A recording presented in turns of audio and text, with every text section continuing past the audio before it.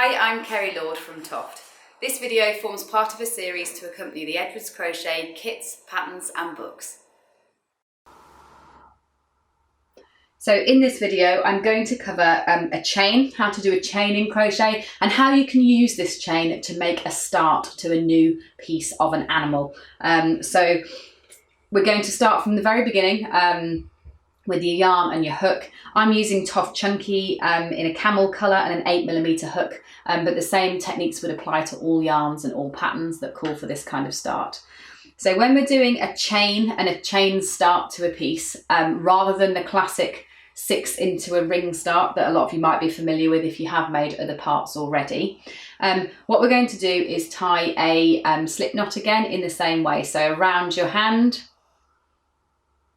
then make a loop and pop that loop onto your hook. And then the pattern will tell you how many stitches to chain. It usually won't be a tremendous amount, it usually will be less than 20, but there are some exceptions in the menagerie now at large. So if you take your hook, a chain stitch, you yarn over, so you grab the yarn and bring it through. Grab the yarn and bring it through. So that's 2 chains that I've done so far. 3, 4, 5, 6, 7, 8, 9, 10, 11, 12, and you'll see you've got all your chain stitches there. So I'm going to talk a little bit about tension. There is a tension specific video you can go and watch, which will talk generally about tension when you're crocheting and tension when you're crocheting in TOFT yarns. But I tend to find that chains really show our tension as crocheters. I am a loose crocheter and I create particularly loose chains.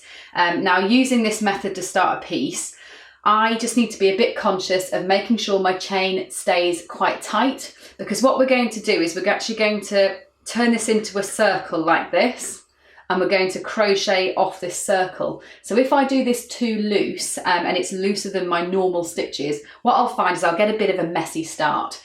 Now, it's not the end of the world, it's not that it won't work, it just won't be quite as neat when you come to sewing it on.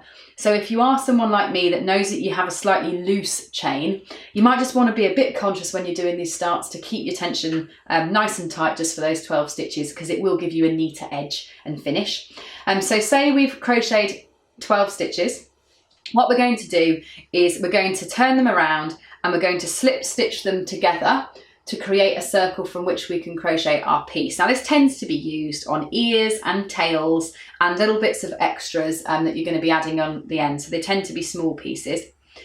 Take your hook, take your chain, and be careful that all those V's are in the same direction. So you see I'm holding it quite carefully, making sure that I'm not twisting it, because it'll be quite difficult to work the stitches then. So hold it nice and straight, fold it around, right the way around, and then put your hook into the front side facing side of this chain. You see, right round here. And then we're going to slip stitch it into place. So to slip stitch it into place, all we're going to do is yarn over and come through both the things in one go. That's slip stitch that chain into a little circle from which you start. And then all I'm going to be doing is working this chain. So go into this one right by your hook in the same direction that you normally do, double crochet 1, and then you're going to double crochet into the middle of the chain. So 2, you see that's your chain there. We're going to put the hook in the middle of the chain. There's 3, 4, 5, 6, 7, 8, 9, 10, 11 and 12. So that's you completing your first round, and from that point you just continue to work your stitches as normal. So you keep going in the same direction, so I'll be going this one next.